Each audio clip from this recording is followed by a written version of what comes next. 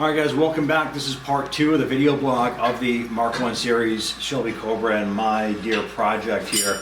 So what we're going to do is an introduction about what the car is, the basic platform, what we have to work with, and we'll kind of work up to projects that I've done, things you can look forward to doing if you already have one, and details like that. So let's go ahead and get into it.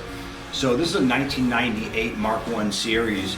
First generation of the Factory 5. And for those of you who don't know about this here, this was built with a Mustang GT donor car, which was a 1992 car with the 5-liter Mustang motor.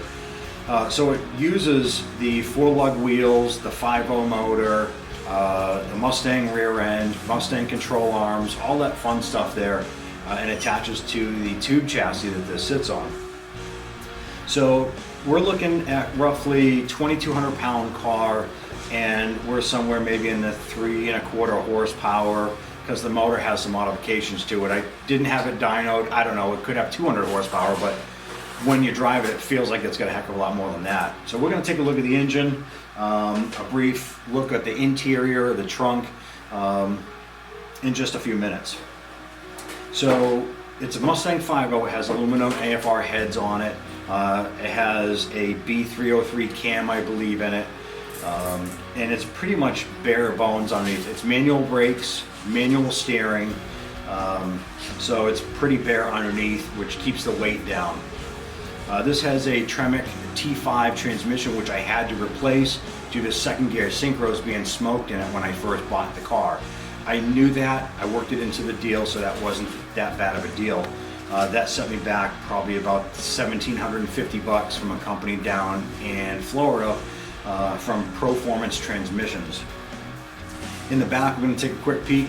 We have just a basic carpeted trunk with the battery box in the back. A limited amount of space. You want to throw a small piece of luggage or something in the back, that's it. Underneath has 8.8 rear end. It has drum brakes on the back of it, discs up front. They're plenty sufficient to slow this car down, and it has a standard side pipes and everything on it.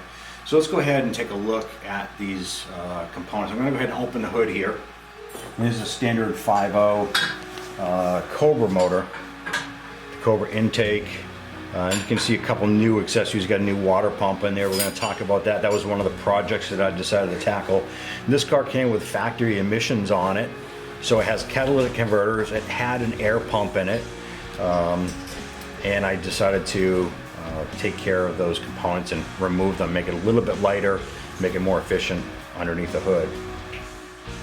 The interior itself has the standard type Cobra shift lever here, the wood wrapped steering wheel, and you can see there's a few other accessories in there, the radio, some gauges. It does have the reverse speedometer on it, which is currently an issue because it doesn't work even though we replaced the speedo gear, so that's going to be another project we take a look at. And then we'll take a look into the trunk area here.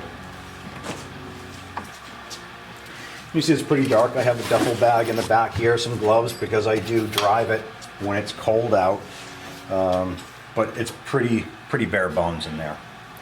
All right.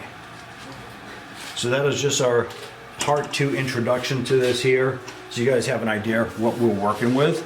And at that point, just get ready, and I'll have a part 3 for you coming up, and we'll start breaking into the components that I've already worked on and projects that I have coming up that we're going to be working on. So stick around.